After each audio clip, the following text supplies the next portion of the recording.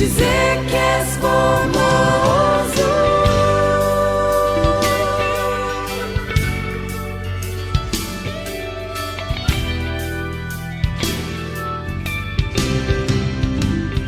Eis-me aqui outra vez diante de ti, abro meu coração, meu clamor, tu escutas e fazes cair as barreiras em mim.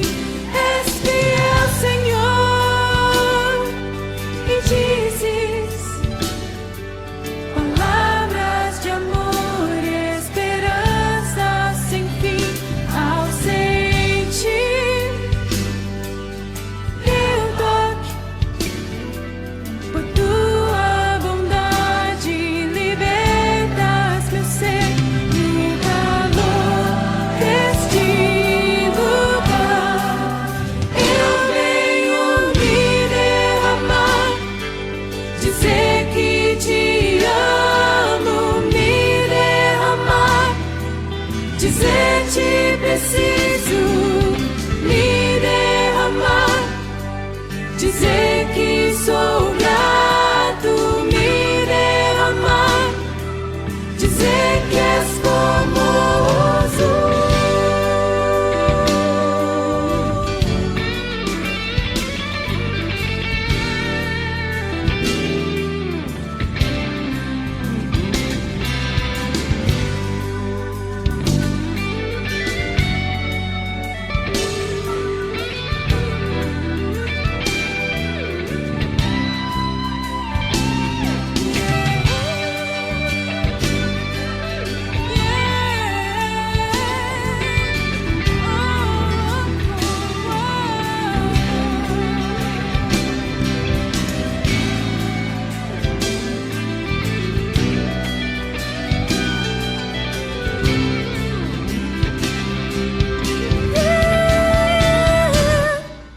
Me derramar, dizer que te amo, me derramar, dizer te preciso, me derramar, dizer que sou grato, me derramar, dizer que és formoso, me derramar, dizer que te amo, me derramar, dizer te preciso, me derramar, dizer que sou grato, me derramar, dizer que és formoso, me derramar, dizer que te amo, me derramar, dizer te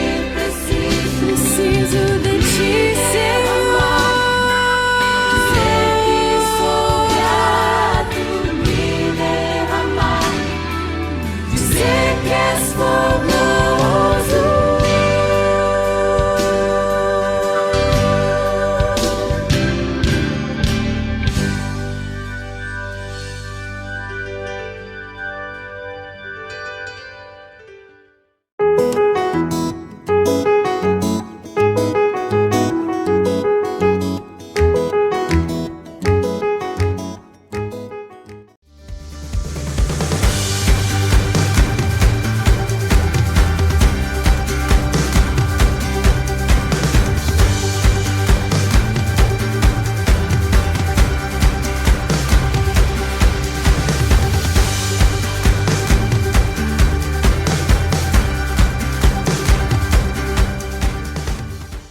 Circuito 4x4, leitura bíblica no ano de 2020.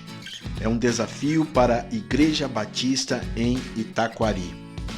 Oséias 6,3 nos diz assim: conheçamos e prossigamos em conhecer o Senhor. Meu querido irmão, minha querida irmã, não desanime. Eu sei que muitas vezes a gente tem dificuldades por falta de tempo para podermos ler a palavra de Deus, para podermos entrar na presença do Senhor.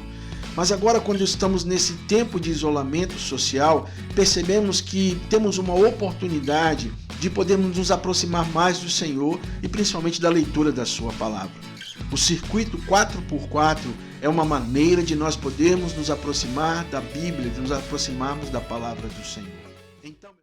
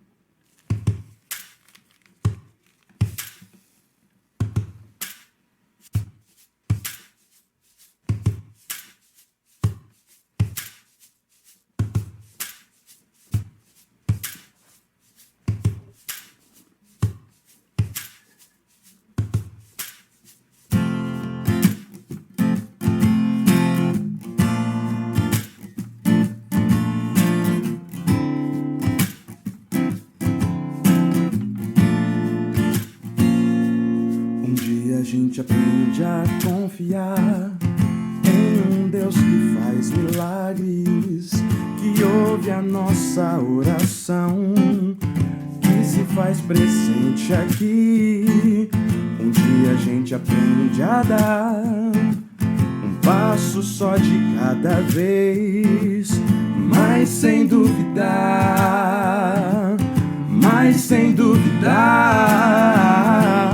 Ele continua sendo bom, Ele continua sendo Deus, Ele continua sendo bom, Ele continua sendo Deus. Oh, oh, oh, oh.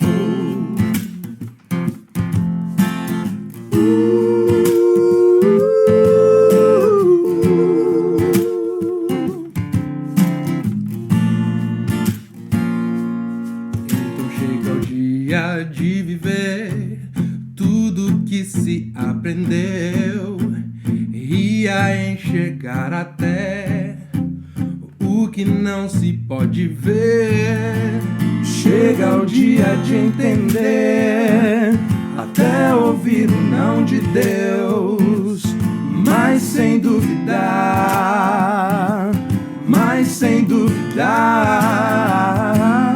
Ele continua sendo bom, Ele continua sendo Deus, Ele continua sendo bom, Ele continua sendo Deus, Ele continua sendo bom, Ele continua sendo Deus, Ele continua sendo bom, Ele continua sendo Deus. Oh, oh, oh, oh.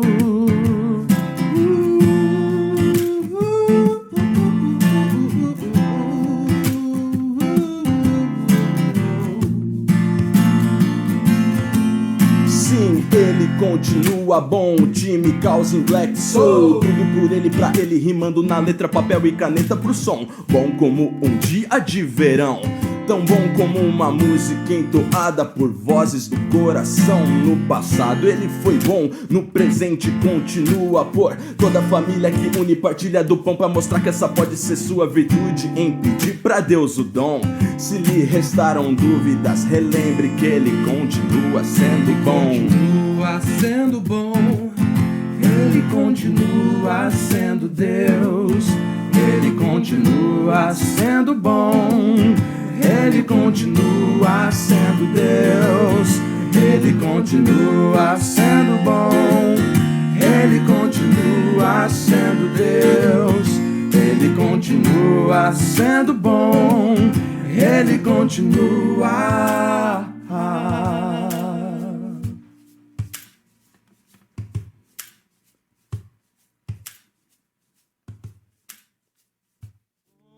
Será o futuro do nosso país? Campanha Nacional de Oração. Esse é o convite que eu faço aos batistas do Estado do Espírito Santo. A Convenção Batista Brasileira lançou o desafio para 26 estados e o Distrito Federal. 27 dias de oração pelo nosso país. Cada estado ficou responsável por um dia. E o Estado do Espírito Santo ficará responsável pelo dia 12 de julho. Iremos fazer a nossa campanha de oração em 24 horas da seguinte forma: com apoio das 17 associações e as igrejas arroladas, cada uma terá o seu momento de orar nesse dia 12 por um período que você vai estimar com a sua igreja. A segunda forma que iremos também trabalhar na jornada de oração no dia 12 de julho, um link que vai junto com esse vídeo, em que você vai se inscrever, seu nome, a sua igreja e o município que você reside, juntamente com o horário, 1 minuto que você vai orar. Eu preciso de 1.440 batistas. Somos 83 mil batistas. 24 horas, dividido por 60 minutos, dá 1.440 minutos. Eu preciso de 1.440 batistas por 1 minuto, orando pelo nosso país, orando pelos nossos governantes, pela cura da Covid-19 e para que Deus faça um mover para sarar a nossa terra. Conto com você.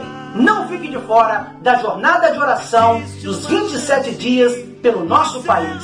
Deus abençoe. A oração de um justo pode muito em seus efeitos. Brasil,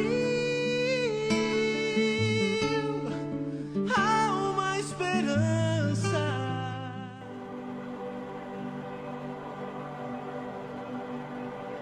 Recebi um novo coração do Pai, coração regenerado, coração transformado, coração que é inspirado por Jesus, como fruto deste novo coração. Eu declaro a paz de Cristo, te abençoo, meu irmão, preciosa é a nossa comunhão. Somos como assim bem ajustado, totalmente ligado.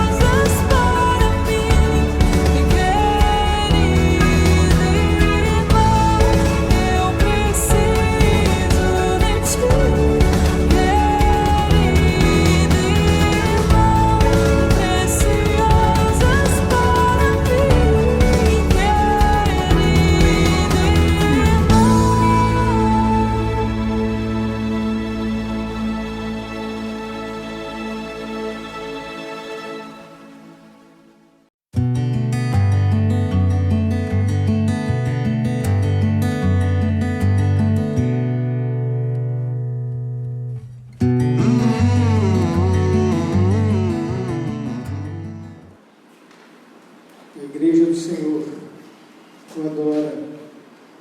E conforme a orientação bíblica, nós devemos fazer isso em espírito e em verdade.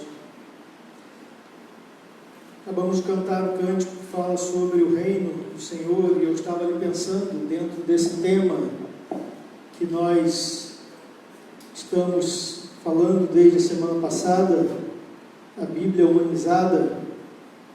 Eu fiquei pensando nos 3 primeiros reis de Israel, e como é fácil nós perdermos essa ideia de uma humanidade humanizada.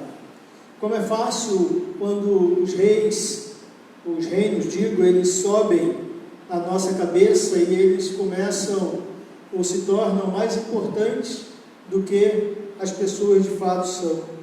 Quando a gente pensa em Saul, a gente vê alguém que, a exemplo de Davi, não tinha absolutamente nada de rei, era alguém comum, era alguém do povo, era alguém que tinha uma aparência física, a Bíblia diz, contudo ele mesmo, a exemplo de Gideão, ele se coloca como alguém que não era de muita importância e também de uma tribo não tão importante. Mas tão logo ele assume o rei, aquilo também sobe ao seu coração, o primeiro rei de Israel, não era um propósito de Deus, mas era um propósito do povo, e ele então permite que aquilo suba ao seu coração, e logo ele já está fazendo atrocidades e mais atrocidades.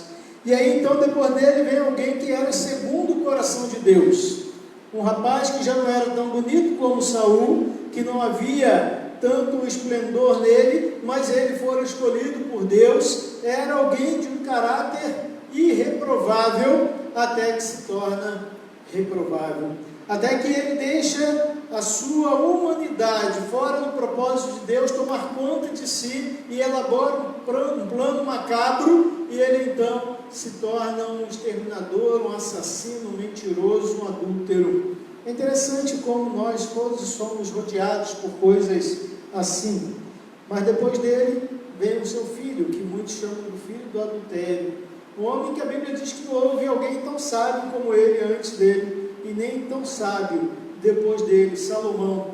E ele também começa o seu reinado de uma forma que parecia que seria brilhante, quando ele julga a causa de 2 mulheres, e ele então tem um posicionamento extremamente humanizado, mas depois também se perde dentro de uma perspectiva onde os seus próprios interesses tomam mais força.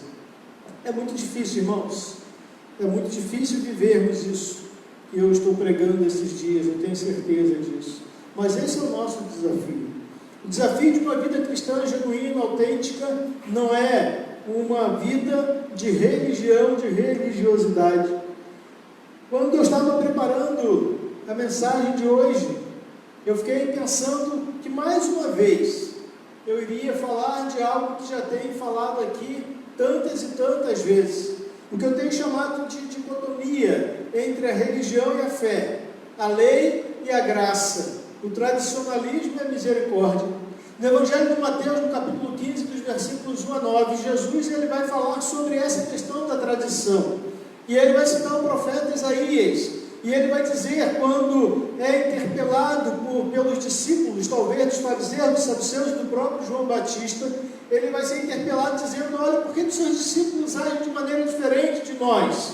Por que eles não lavam as mãos? Por que eles não fazem isso? Por que eles não fazem aquilo? E Jesus vai dizer, olha, vocês estão preocupados com isso, isso é importante sim, mas vocês, em contrapartida, vocês pervertem essa lei que vocês lutam tanto por ela, e dizem que quando vocês não obedecem seus pais ou suas mães, quando vocês não os valorizam, quando vocês não os honram, cuidando deles, e vocês dizem que aquilo que vocês deveriam utilizar para cuidar deles, vocês ofertaram ao Senhor, vocês ofereceram ao Senhor, então não devem fazê-lo, e vocês dizem que isso é uma oferta, isso é especial, e vocês mentem, e isso desonra a Deus.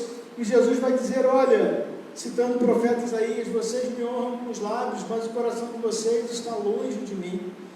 É interessante, irmãos, como nós somos muitas vezes incoerentes com as nossas palavras, e quando a gente vive essa dicotomia da religião, da lei ou da fé, da lei e da graça, do tradicionalismo e da misericórdia, a gente tem muitas possibilidades de não ser humanizado. A questão é que, quando eu penso sobre isso, eu não estou pensando sobre algo que eu mesmo formulei. São coisas que eu vejo nas Escrituras, embora eu pareça bastante repetitivo, e sou e vou continuar sendo, com muita esperança de que um dia, pelo menos no nosso mundo aqui, mais próximo de nós, a gente consiga fazer algum tipo de mudança. Então, se eu penso em religião, em lei e em tradicionalismo, eu entendo que a religião não tem a ver, a religião tem a ver com poder. A religião, diferentemente da fé, da graça e da misericórdia, ela tem a ver com poder, com quem pode mais, com quem manda mais, com quem possui mais, com quem influi mais, ou seja, com quem quer poder. A religião implica em ter, a religião implica em ter mais, e mais, e mais, e sempre mais. Essa é uma grande diferença do porquê nós precisamos responder a pergunta: por que a graça ela é mais importante? Por que que a fé, por que a graça e a misericórdia são mais importantes do que a religião? Porque a graça, a fé, ela tem a ver com nós colocarmos o outro em primeiro lugar e em vermos as necessidades do outro como real, e não como algo que nós podemos simplesmente estudar, algo que nós podemos debater ou criar algum plano, um planejamento, simplesmente para podermos alimentar alguém, darmos um prato de comida, um copo d'água, uma roupa para se vestir, um abrigo para a pessoa se abrigar no dia da chuva. Jesus ele nos ensina exatamente sobre isso no Evangelho de Mateus também, só que agora no capítulo 25, nos versículos 35 a 40, quando ele vai falar-nos a respeito de darmos de comer a quem tem fome, alimentarmos essas pessoas que não têm alimento em dias como esse que nós estamos passando, darmos de beber a quem tem sede, darmos algum tipo de abrigo a quem está desabrigado. Enfim, Jesus vai dizer que a graça está para muito além de nós termos estratégias mirabolantes e de querermos aparecer ou de defendermos um posicionamento religioso, dogmático, ritualístico, em detrimento da necessidade real e premente de uma pessoa. O que Jesus está dizendo é o seguinte, ele vai dizer isso lá no Evangelho de Mateus, que todas as vezes que nós fizermos isso para qualquer pessoa que ele chama de um destes meus pequeninos, nós estaremos fazendo isso como se estivéssemos fazendo para ele. Por isso, irmãos, para esta série de mensagens, eu decidi trazer para as nossas reflexões textos que não falassem sobre os milagres de Jesus. Eu modifiquei, hoje eu iniciaria falando sobre o primeiro milagre de Jesus lá no livro de João, no capítulo 2, mas eu modifiquei exatamente porque a minha perspectiva, a perspectiva que eu quero trazer aqui, é exatamente uma relação, ou textos que mostram a relação de Jesus com pessoas, com outras pessoas, uma situação desse humano, desse homem, desse ser humano, de pessoa para pessoa, não de Deus para pessoa, não de uma figura divina para uma figura humana, mas de alguém que se fez carne, como o texto base de João capítulo 1, versículo 14, daquela palavra que se fez carne, que se fez humano e habitou entre nós cheio de amor e cheio de graça. Uma palavra, uma relação de pessoa para pessoa, daquele que era e como nós devemos ser e como nós devemos fazer. E eu disse semana passada, não sei se vocês lembram, que a minha perspectiva deste Jesus, que veio como ser humano, que veio como pessoa, não era para nós aprendermos como sermos humanos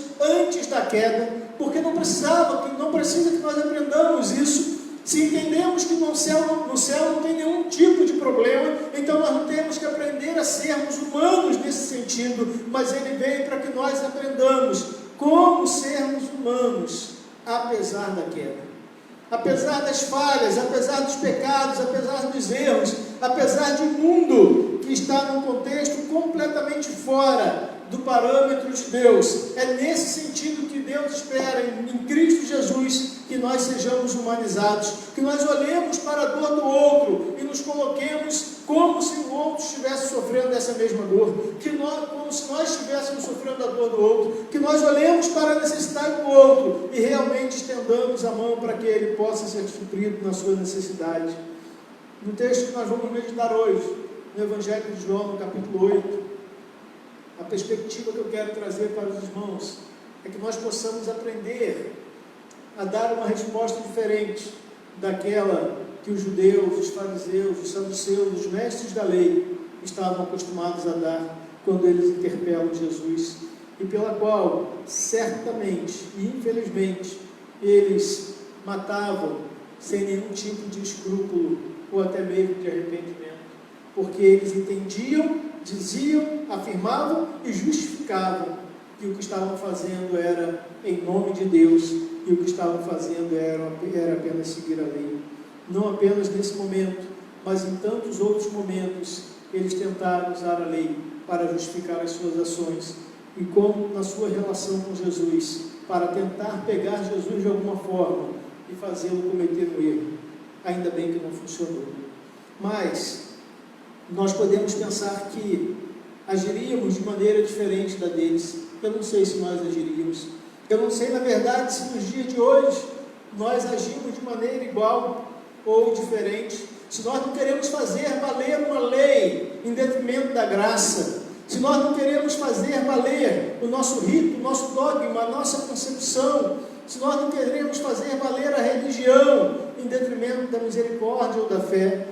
Quando eu estava pensando nessa série de mensagens, eu pensei em algumas frases, em alguns ditados, e eu gostaria de perguntar se você acha que se enquadra em algum deles, ou em alguns deles. Infelizmente eu acho que eu me enquadro em alguns deles, e por isso vem sempre à minha mente isso. Será que eu agiria diferente daqueles homens vivendo pela lei? E eu já disse em outros momentos de pregação, como pregador, como alguém que ministra, que viver sob a lei é nitidamente mais fácil do que viver sob a graça, porque a lei, ela dita, ela determina, ela rigorosamente diz se você deve ir pela esquerda ou pela direita, para cima ou para baixo. A lei, ela te põe frente, põe cabresto. A lei, ela determina quais, quantos e por onde passos você deve dar e por onde você deve andar. Mas a graça não, o tempo todo você precisa atuar no modo da escolha. Fazer ou não fazer é uma decisão minha, comer ou não comer é uma decisão minha, mentir ou não mentir é uma decisão minha, enganar ou não enganar é uma decisão minha. É algo com o qual eu tenho que lidar todos os dias, todas as horas, em todos os momentos. Sentir ou não sentir, olhar ou não olhar, tocar ou não tocar, desejar ou não desejar, são decisões diárias que eu preciso fazer sob a graça, e é algo que eu preciso dar conta, não é a lei quem determina. E olha só algumas coisas que eu gostaria que você ouvisse e que aí na sua casa, ou vocês que estão aqui, pudessem ir ticando aí na sua cabeça mesmo, se alguma dessas coisas você pratica, ou se isso norteia de alguma forma alguns dos seus comportamentos. Primeiro, o importante é dizer a verdade, doa a quem doer. Segundo, certo é certo, e ponto final. Certo é certo. Terceiro, a César o que é de César, a Deus o que é de Deus. Você vai dizer, pastor, mas aí não, quem disse isso foi Jesus. É verdade, foi Jesus quem disse isso. Só que dentro dessa perspectiva que eu estou trazendo de pessoas que querem fazer com que a lei seja mais importante do que qualquer coisa. Tem muito a ver lá com o primeiro ponto. Eu digo a verdade, o importante é dizer a verdade, não importa a quem doer. O próximo, a lei foi feita para ser cumprida. Depois, Deus ajuda quem cedo madruga. Adiante, quem com ferro fere, com ferro será ferido. Depois, quem quer bem feito faz. Vocês conhecem essa? Não manda fazer. E por fim, essa é a mais crente de todas. Essa é a mais espiritual de todas. Quem não vem por amor, vem pela dor. Irmãos, esses são ditos populares, ditados populares, adágios populares, como queiram, que são totalmente ausentes de graça. Eu me pergunto e acho que eu tenho a resposta, se Jesus falaria alguma coisa dessa, a não ser que devemos dar a César o que é de César, no sentido em que ele não estava sendo apanhado pela lei, em que, mais uma vez, estavam tentando armar um esquema para pegá-lo em um erro, em um equívoco, e ele sai aplicando a lei, mas ensinando um ensinamento cheio de graça. Então estes são ditos totalmente ausentes de graça e que muitas vezes norteiam a nossa vida, norteiam a nossa condução, mais ainda norteiam a nossa relação com o outro, a relação da igreja com seus membros, a relação dos irmãos das células com outros irmãos, a relação sua com seu colega de trabalho, a sua relação com amigos, com familiares, a relação que muitas vezes desagrega, a relação que muitas vezes separa pais de filhos, filhos de pais, famílias, casais, irmãos de sangue, porque a lei é mais importante, seguir a lei é mais importante, seguir a tradição é mais importante, seguir a religião é mais importante. E eu fico me perguntando o que Jesus responderia a essa pergunta, que é o tema da nossa mensagem, ou o subtema. O tema é a Bíblia humanizada, o subtema é o que vale mais. O que vale mais? Semana que vem, nós vamos pensar sobre o que é mais importante. Mas hoje, o que vale mais? A religião ou a fé? A lei ou a graça? A misericórdia? O que vale mais? Como Jesus responderia isso? Abra sua Bíblia e deixe aberta no Evangelho de João, no capítulo 8. E à medida que nós formos pensando nos pontos, eu vou lendo. Para responder essa pergunta, eu tenho 4 pontos para nós nessa noite. O primeiro deles é: eu preciso pensar com vocês no contexto e nos personagens. Para isso eu quero ler com vocês primeiramente dos versículos 1 ao 4 de João, capítulo 8. Depois todos foram para casa, mas Jesus foi para o Monte das Oliveiras. De madrugada ele voltou ao pátio do templo e o povo se reuniu em volta dele. Jesus estava sentado ensinando a todos. Aí alguns mestres da lei e fariseus levaram a Jesus uma mulher que tinha sido apanhada em adultério e a obrigaram a ficar de pé no meio de todos. Eles disseram, e aí nós vamos ver depois. Quando a gente olha para esse texto, irmãos, a gente vê algumas coisas que são bastante interessantes e a gente precisa pensar nelas. Primeiro, dentro dessa perspectiva do contexto, nós vemos que Jesus, de madrugada, todos estão dormindo e ele então sobe, ele vai lá para o Monte das Oliveiras, que era o lugar onde ele estava acostumado a estar. Ele convivia com aquele espaço, ele geralmente estava naquele ambiente. O Monte das Oliveiras era um lugar bastante conhecido de Jesus. Dentro desse contexto do Monte das Oliveiras, a gente vê também que Jesus ele desce e ele vai para o pátio do templo.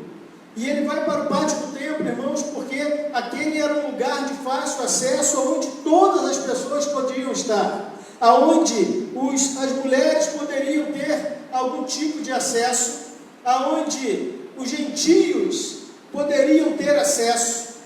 Quando passava o pátio do templo, apenas os judeus poderiam estar, mas a Bíblia diz que Jesus veio para todos, e ele então vai ali para o pátio do templo, onde ele poderia estar diante das pessoas, com as pessoas, acessar as pessoas, e as pessoas acessarem Jesus. Esse é o contexto. Depois, aqui no capítulo 7, quando nós vemos que Jesus ele tem todo um procedimento religioso e social, indo à festa dos tabernáculos, ensinando ali durante a festa para algumas pessoas e respondendo para os discípulos a pergunta quem era o Cristo, e ele então tem um momento de tratar com as pessoas a respeito de tradição e ensinar aqueles líderes judeus, e ele então vai adiante, ele tem esse momento.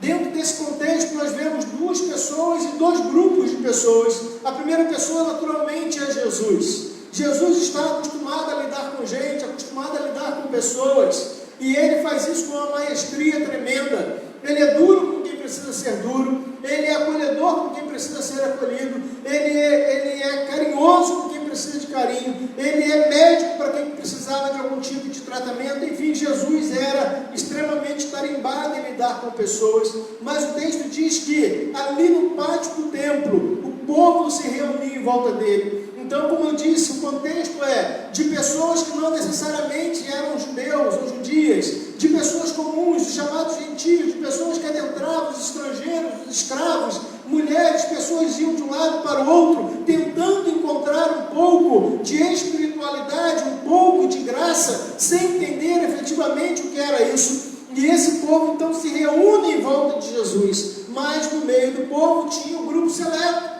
aqueles que a Bíblia chama aqui dos mestres da lei, os fariseus, aqueles que conheciam a lei, aqueles que daqui a pouquinho, mais um pouquinho de tempo, eles fariam a pergunta a Jesus, aqueles que queriam pegar Jesus, fazer uma pegadinha, aqueles que queriam criar uma situação para Jesus, aqueles que viviam pela religião, irmãos, aqueles que viviam pelos dogmas, aqueles que viviam pelos ritos, aqueles que viviam pela tradição, e muitos de nós conhecemos pessoas assim, que a lei é mais importante, que dar a César o que é de César é mais importante, que vir de qualquer jeito é mais importante, enfim, pessoas que vivem de uma forma onde os ritos, os dogmas, os mitos, enfim, essas coisas são mais importantes, mestres da lei, fariseus. Naquele contexto existia uma outra pessoa que era aquela mulher, junto ali do povo, junto dos fariseus, dos mestres da lei, e junto a Jesus havia aquela mulher. Esse é o contexto. Quando eu estava preparando essa mensagem, me veio na cabeça essas coisas que aparecem do nada na cabeça da gente. Um personagem de novela de 1900 e alguma coisa, eu não sei de quanto que é, mas é bem antigo. Eu acho que até que eu vi essa novela, de tão antiga que era. Eu não vejo novela há pelo menos 30 anos. Mas é a Tieta do Agreste. Vocês lembram do nome da irmã da Tieta? Não lembro. Eu lembrei disso, mas vocês não lembram. Tudo bem, Mateus, eu perdoo vocês. Era Perpétua. A Perpétua, eu coloquei aqui para eu fazer uma relação com ela. Ela era detentora da moral e dos bons costumes, mas era tudo farsa, era tudo mentira, era tudo aparência, era uma vida mentirosa, era alguém que queria colocar julgo sobre o outro. Lembra Jesus falando sobre isso? Queria colocar peso sobre o outro, queria colocar de alguma forma ou outra numa situação, porque ela era carola de uma igreja e tinha duas outras mulheres, aí eu não sei o nome, é pedir demais, que caminhavam com ela, eram seguidoras, discípulas da Perpétua, e ela ia discipulando aquelas mulheres com essa perspectiva da moral, dos bons costumes. E é interessante que em muitas cenas aquelas mulheres, elas ficavam doidas porque elas não davam conta de alcançar a pseudo-santidade da Perpétua, a pseudo-intimidade que aquela mulher tinha com o sagrado, uma mulher que era extremamente religiosa, que botava moral no seu líder religioso, que queria botar moral na sua casa, que queria ordenar uma cidade inteira, porque ela era detentora da moral, dos bons costumes, religiosa, cheia de ritos, cheia de dogmas, nada de graça, totalmente fora do padrão de alguém que é humanizado, onde o ser humano tem maior valor, alguém que vive assim, irmãos, onde a lei, onde rege a lei, aonde a tradição é mais importante, o ser humano, ele é apenas um adendo, ele não é tão importante, e é o que Jesus vem aqui tentar esclarecer, vai tentar, ou vai, de alguma forma nos ensinar. Se a gente aprende ou não é outra história. Eu relaciono a Perpétua dos tempos modernos, lá de Tieta do Agreste, eu acho que foi na Bahia, não me lembro mais, eu acho que foi gravado lá em Trancoso, não tenho certeza, mas aos fariseus, aos mestres da lei, alguns irmãos e irmãs que sabem a Bíblia de cor, mas para poder determinar sobre a vida do outro, e não muitas vezes para viver. Então o primeiro ponto que eu vejo é um contexto e os personagens de Jesus, do povo, dos fariseus, mestres da lei e daquela mulher. Eu não gostaria de estar na condição daquela mulher, eu não gostaria de estar sob os holofotes daqueles homens. Uma coisa que eu esqueci de citar, irmãos, que o mesmo texto do Antigo Testamento, que fala sobre o apedrejamento das mulheres, que é o capítulo 20 de Levítico, é o mesmo texto onde a gente encontra a base para o apedrejamento dos filhos que não honram o pai e mãe. Mas no capítulo 15 de Mateus, Jesus está dizendo, isso vocês não lembram, por isso que eu citei ele no início, esqueci de falar sobre isso, porque não estava anotado aqui. Tamanha a importância disso. Jesus, ele sempre ligava uma coisa com a outra, e embora possa não parecer claro quando a gente lê o Novo Testamento, quase sempre existe um contexto correlato lá no Antigo Testamento.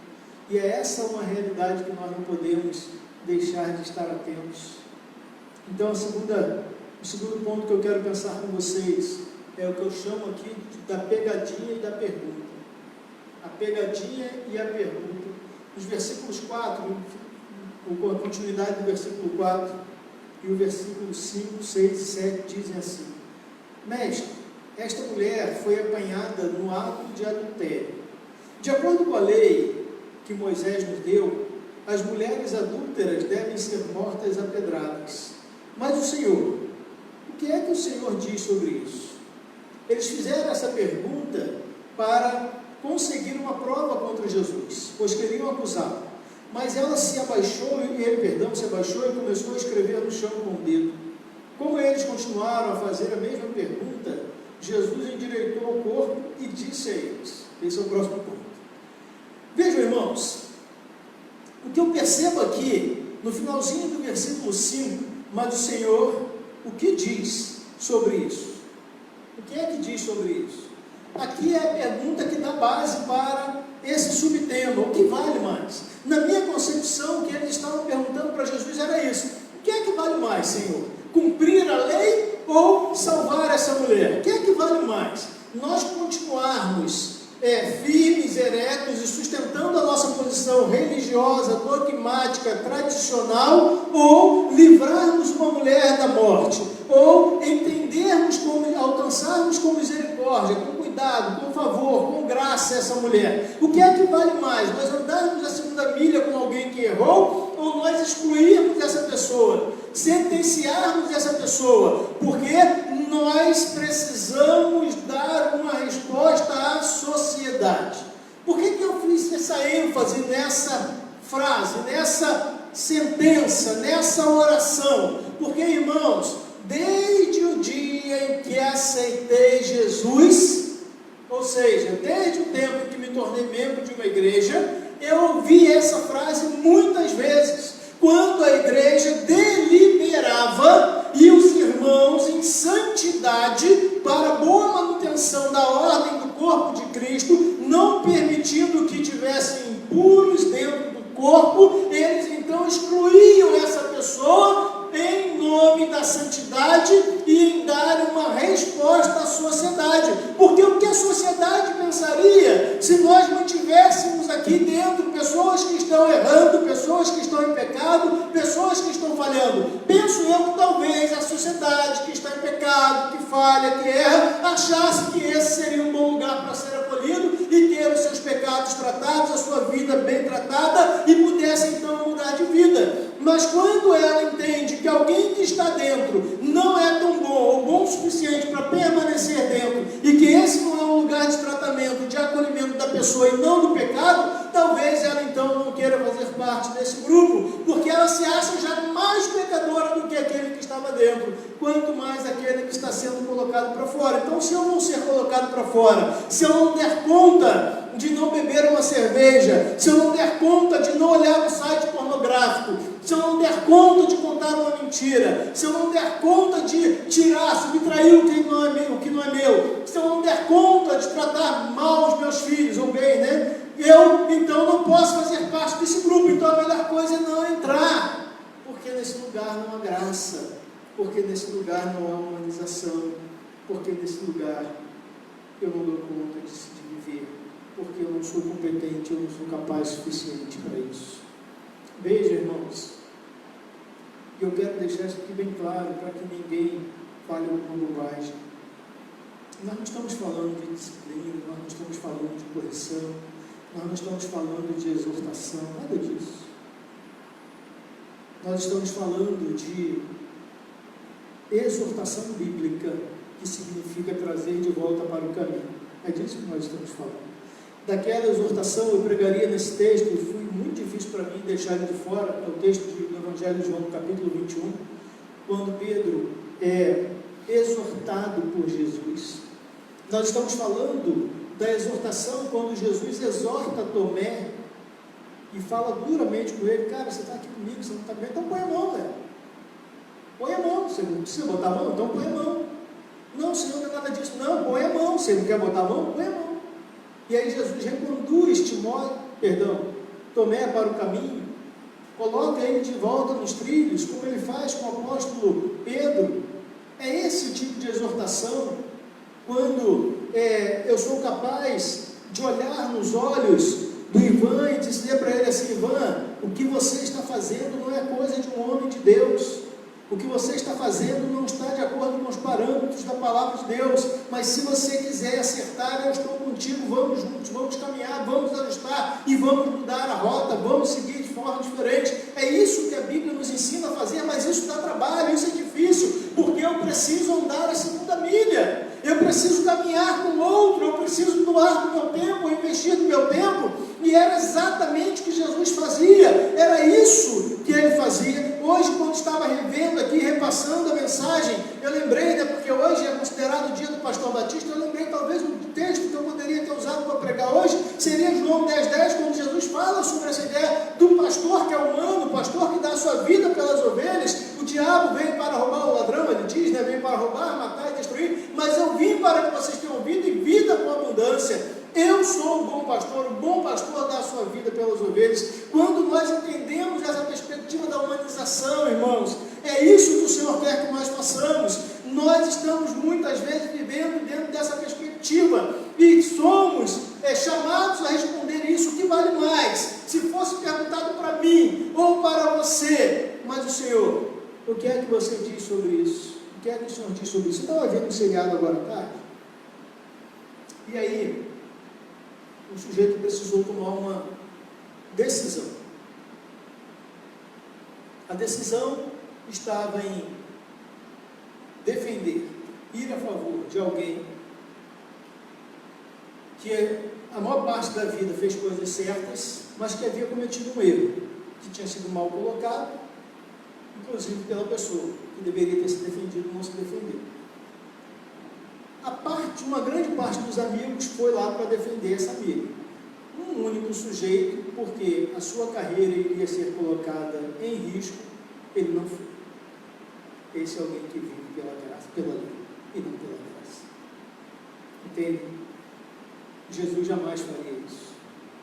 Jesus jamais perverteria a possibilidade de ascensão pelo certo.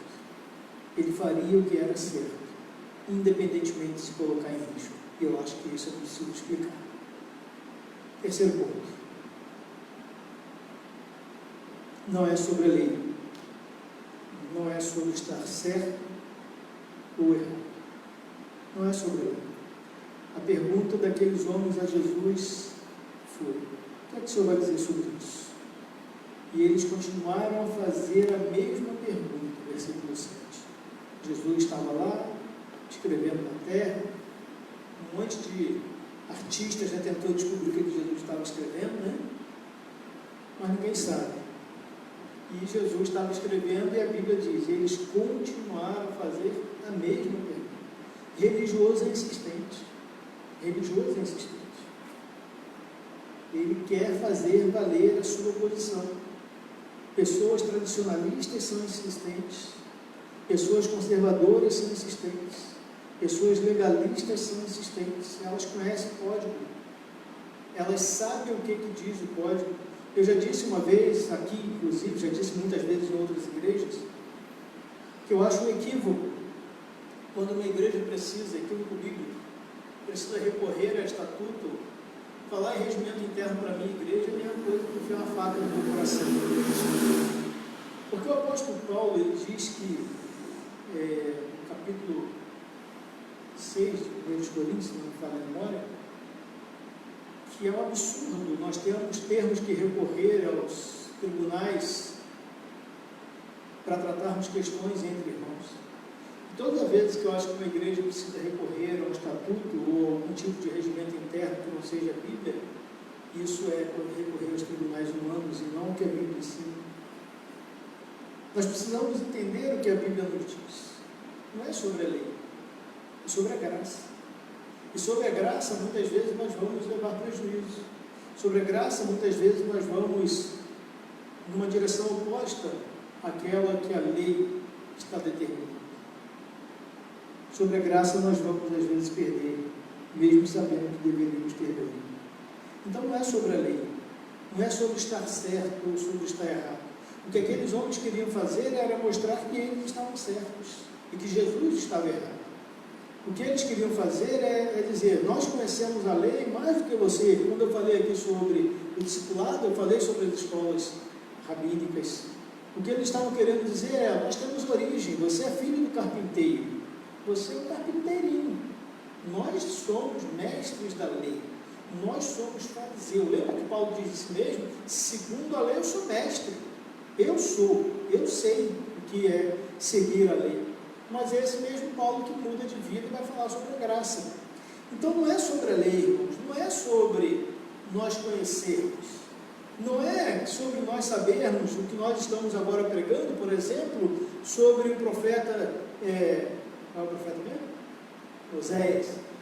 Não é sobre 2.800 anos atrás, aonde Oséias vai tratar lá de coisas que acontecem até os dias de hoje, que nós não damos conta, e nós estamos preocupados sobre uma perspectiva da lei que não nos aproxima de Jesus e que não nos aproxima do outro. Lembra uma frase que eu disse semana passada, é que quanto mais próximos de Deus nós estivermos, melhor nós estaremos na relação uns com os outros, porque essa é a perspectiva. Quando diz lá o texto de 1 João, se nós não amamos o nosso irmão que nós vemos, como nós podemos dizer que amamos a Deus que nós vemos? O segundo e maior dos mandamentos, eu disse isso aqui também semana passada, é amarás o teu próximo como a ti mesmo. Nisso, ou seja, primeiro, amarás coisas com o teu Deus, com toda a tua alma, com todo o teu coração, com todo o teu entendimento, com todas as tuas forças, e amarás o teu próximo como a ti mesmo. Nisso se resume a lei e os profetas, nisso se resume toda a Bíblia. Foi essa a resposta que Jesus deu para os fariseus, para os mestres da lei. Senhor, qual é o maior dos mandamentos? Ele não deixa de fora, irmãos. Eles queriam o maior dos mandamentos. Ele diz, o outro é semelhante a esse, amar a Deus, amar o próximo. Uma relação vertical e horizontal. Essa é a perspectiva de Deus, da humanização e da santidade. Quanto mais santos, eu vou morrer defendendo isso, irmãos.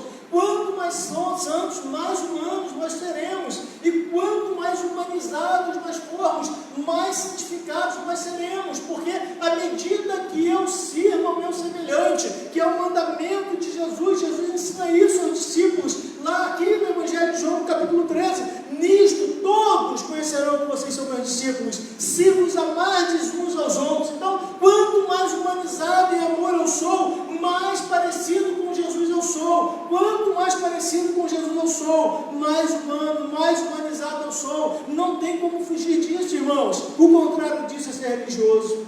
O contrário disso é ter conhecimento. O contrário disso é ser mestre da lei. E que muitas vezes não aparece, não faz diferença nenhuma, não aparece na prática de vida da maioria deles. Então não é sobre a lei. Versículo número 7, final dele, 8 e 9 dizem assim.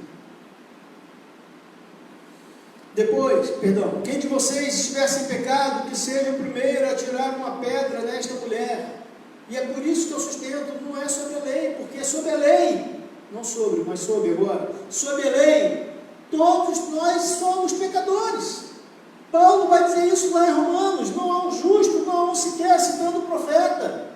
Não há, porque todos pecaram e separados estão da glória de Deus. Todos somos pecadores, estudamos isso hoje pela manhã.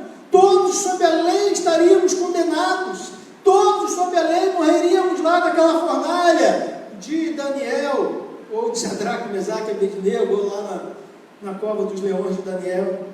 Quem de vocês estiver sem pecado, que seja o primeiro a tirar uma pedra nesta mulher. Depois abaixou-se outra vez e continuou escrevendo no chão. Veja, irmão, não estamos falando de milagre, estamos falando de discurso, estamos falando de diálogo, estamos falando de retórica. Quando ouviram isso, todos foram embora, um por um, começando pelos mais velhos. Ficaram só Jesus e a mulher, e ela continuou ali de pé, provavelmente sem saber o que fazer. E agora? Para onde eu vou? Meus acusadores não estão mais aqui. Esse camarada não respondeu nada. Até agora ele não se dirigiu a mim. Esses homens me trouxeram aqui para ser apedrejada, para ser morta. E ele escreve na areia. Eles insistem, ele diz: olha, se vocês não têm pecado, atira a primeira pedra e volta a escrever na areia. Todo mundo vai embora, só estou eu e ele. Eu vou ficar quietinho aqui. Vai que ele resolve me tirar uma pedra. Eu nunca tinha pensado nisso, né? Nem eu, acabei de pensar. Vai que Jesus vai atirar uma pedra em mim. Ela não sabia. Talvez tivesse ouvido falar sobre Jesus. Talvez tivesse ouvido falar que ele curava pessoas, expulsava demônios, curava enfermos, ressuscitava mortos. Então ele já ouviu dizer que ele é o Messias, então ele não tem pecado, ele vai dar a pedrada, certamente. É isso que muitas vezes nós pensamos, irmãos, que alguém vai nos apedrejar. Do ponto de vista da pedrada física, aquela mulher estava livre. Nós estamos livres. Quando eu era garoto, eu não estava muito livre não, porque eu apedrejava uns e também levava umas pedradas. Mas estou aqui, umas pontos na cabeça, outros lugares machucados, mas vamos em frente. Não é desse tipo de pedrada que nós estamos falando. A gente talvez consiga se livrar dessas pedradas físicas, mas o que nós poderíamos dizer do apedrejamento moral, religioso, ético, entre muitas aspas, social, que muitas vezes nós desferimos em direção ao outro. As pedradas ou as pedras que nós jogamos, massacrando as pessoas com as palavras, com o juízo, com a acusação, com a falta de cuidado, com a falta de apoio. Nós precisamos estar atentos a isso, irmãos. Não se trata da lei, não se trata de estar certo ou errado. Jesus nunca fez questão de provar que ele estava certo. Ele fez questão de cumprir o propósito de Deus. E por consequência ele estabeleceu. Por fim, Jesus então responde a pergunta: o que vale mais? O que vale mais? A religião? O que vale mais? A doutrina, o dogma? O que vale mais? A teologia, a tradição ou a fé? Ou a graça ou a misericórdia? Quando Jesus responde essa pergunta, eu vejo aqui um processo de humanização completo. Jesus pergunta à mulher: onde estão eles? Onde eles estão? Não ficou ninguém para te condenar? Não ficou ninguém para condenar você? Não ficou ninguém para te acusar? Onde estão, na versão mais tradicional, os teus acusadores? Não tem ninguém? Ninguém te apedrejou? Cadê aqueles que trouxeram você até aqui? Não há mais ninguém. E ela disse: não, Senhor, não tem ninguém. Só o Senhor. Talvez ela tenha pensado: ninguém. Respondeu. E aí Jesus então diz para aquela mulher: eu também não condeno você. Preste atenção, irmãos. O único que poderia condená-la diz: eu também não te condeno. Vai, não faça mais a mesma coisa. Vai, não peque mais. Não cometa esse tipo de erro. Entendem, irmãos? A humanização, ela é capaz de recolocar a pessoa no caminho. Ela é capaz de recolocar a pessoa no trilho, ou em alguns casos de colocar a pessoa no trilho. A humanização é capaz de enxergar na pessoa aquilo que talvez ninguém mais esteja enxergando, de dar à pessoa a condição e a possibilidade de uma nova história, de um novo começo, de um novo caminho, Jesus disse para aquela mulher, podendo condená-la, eu também não te condeno, eu não te acuso, eu conheço a lei, eu conheço os dogmas, eu conheço os ritos, eu conheço a tradição, mas eu sei porque eu estou aqui, eu vim para morrer por você, para que você tenha vida e vida em abundância. É disso que se trata a humanização, irmãos. É disso que se trata dar às pessoas a mão para que elas possam começar de novo. É essa perspectiva, quando alguém perguntar, ou quando você se perguntar, será que vale a pena investir nessa pessoa? Será que vale a pena dar uma chance para essa pessoa? Será que vale a pena ajudar essa pessoa a conseguir um emprego, ajudar essa pessoa a conseguir um centro de recuperação, ajudar essa pessoa a fazer um projeto na sua casa, dar uma cesta básica a alguém, emprestar um dinheiro a alguém, sem você ter certeza se ela vai ou não fazer a coisa certa com aquele dinheiro. Jesus não tinha, do ponto de vista humano, nenhuma garantia que aquela mulher não pecaria, mas ele sabia de uma coisa, ele poderia dar a ela uma nova oportunidade. E ele não pensou duas vezes. Ele poderia seguir pela lei e dizer, realmente, vamos apedrejar, porque é isso que diz a lei de Moisés. Eu não vou nem aqui entrar no mérito da lei romana, que eles não podiam mesmo tomar essa decisão, não naquele contexto, mas dentro da lei de Moisés. Jesus poderia ser parceiro com eles, fechar com eles. Jesus estava de costas, irmãos, ele poderia ser apedrejado do mesmo jeito que aquela mulher, e ele não se preocupou com isso. Às vezes, sermos humanizados vai nos colocar em risco. Às vezes, sermos humanizados vai nos colocar em posicionamentos ou em posições difíceis, mas nós precisamos fazer o que é certo, fazer o que Jesus faria. Eu quero concluir dizendo o seguinte: quando a graça fica acima do rito, do dogma e daquilo que é estabelecido, é quando eu olho para o outro e consigo caminhar no mesmo lado da calçada que ele. É quando eu olho para a pessoa e consigo trilhar caminho junto com ele. É quando eu consigo enxergar a diferença como ela é, somente como ela é, diferente. Não é melhor, não é pior, não é mais bonita, não é mais feia, não é maior, não é menor, só é diferente.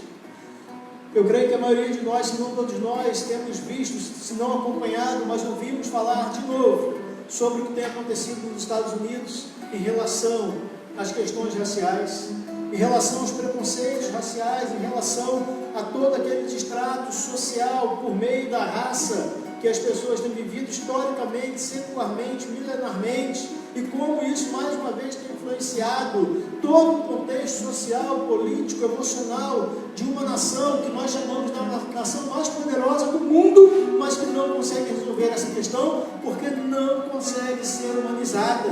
Só é poderosa, só pode muito, mas não consegue honrar a humanidade. É uma nação que é tida como uma nação cristã, é uma nação que tem a sua base, as suas bases constitucionais na Bíblia, na palavra de Deus, mas não consegue não julgar, não consegue evitar os conflitos étnicos, não consegue enxergar o ser humano apenas na sua diferença, mas o enxerga como melhor ou pior, como maior ou menor, como bonito ou feio. Não aprovar, irmãos, e é isso que a gente aprende com Jesus. Não deve significar necessariamente condenar. Jesus certamente não aprovava o que aquela mulher fazia, por isso ele diz, vá e não peque mais, ou não peques mais. Isso é o que Jesus estava nos ensinando, algo além do antagonismo, da polarização que o dogma nos traz, do certo ou errado. Jesus estava lançando luz sobre a humanidade, sobre a humanização, em sua possibilidade de se tornar cada vez mais humana. Aqueles homens estavam completamente cegos, e o que cegava aqueles homens era exatamente seu posicionamento religioso, a ideia tacanha de uma fé norteada pela religião, não pela prática de um cuidado pessoal de individuação, mas pela prática de uma ideia religiosa, onde o maior se punha acima do menor. O princípio da individuação, onde cada sujeito é de fato um sujeito, e cada história conta, cada história é importante.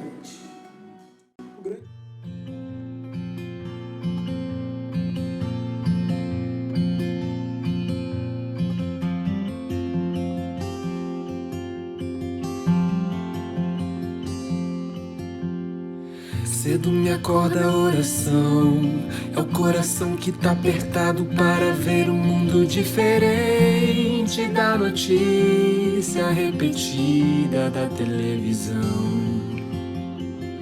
Eu me pergunto onde é que foi, alguém me explica por favor, onde é que foi que nós desaprendemos a viver em união. Quero ver mudar, mas se eu aqui só esperar, eu sou um deles, sou um deles. Minha oração só é real transformação se começar em mim. Haja mais amor a começar em mim, amor que eu tanto quero ver a começar em mim, a começar em mim.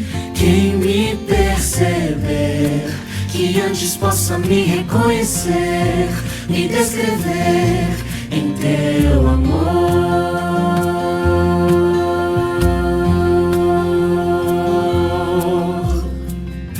Tivesse mais perdão, se no lugar de apontarem tantos erros fossem estendidos mais abraços, mais olhares de aceitação.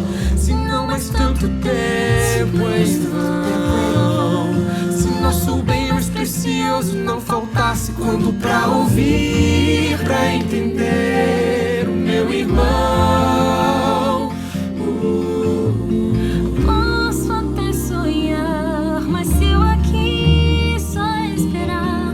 Eu sou um deles, sou um deles. Minha oração só é real transformação se começar em mim.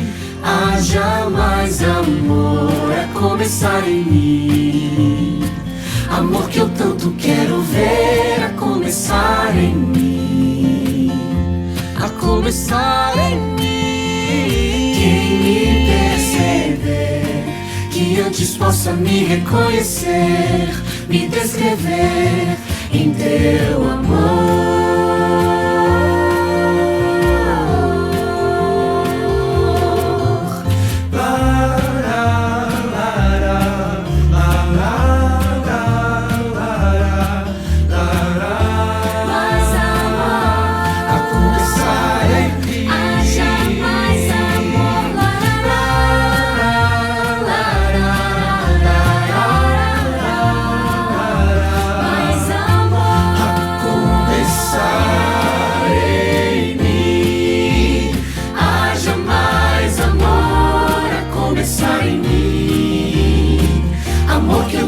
Quero ver a começar em mim, a começar em mim.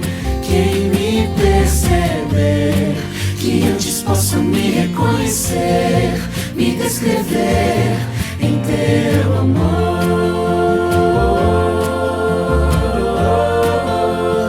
Quem me perceber, que antes possa me reconhecer, me descrever em teu amor.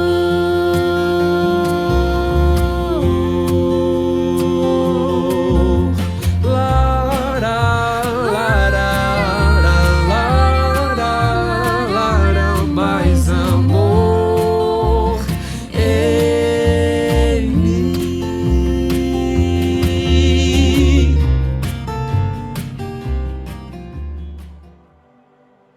Vamos orar? Receba Meu Deus, meu Pai, muito obrigado porque o Senhor é fiel. Muito obrigado porque o Senhor, mesmo quando nós não entendemos ou ainda não enxergamos, o Senhor nos ajuda a enfrentar os nossos problemas, dando uma nova direção, trabalhando o nosso caráter e o nosso coração e nos protegendo. Ó Deus, que nós possamos nos apegar a esta palavra e a esta promessa de que, servindo ao Senhor, porque nós queremos fazer a coisa certa e nós estamos enfrentando problemas, mas que nós possamos continuar confiando no Senhor, confiando no seu livramento, confiando no seu cuidado para conosco. Ó Deus, ajuda-nos, ó Pai. Muitas vezes nós somos fracos, nós somos medrosos e temos assim dificuldades de entregar, de confiar no Senhor. Mas ajuda-nos a confiar. Ajuda-nos, ó Pai, a confiar e a termos a convicção e a esperança de que vamos vencer e vamos passar por esse tempo com a Tua ajuda, com a Tua proteção. E agora que o amor do Senhor e a graça de Jesus Cristo e a comunhão do Santo Espírito esteja com todos nós, com toda a Tua igreja, Senhor Deus, guardando e protegendo os Teus filhos, desde agora e para sempre. Amém.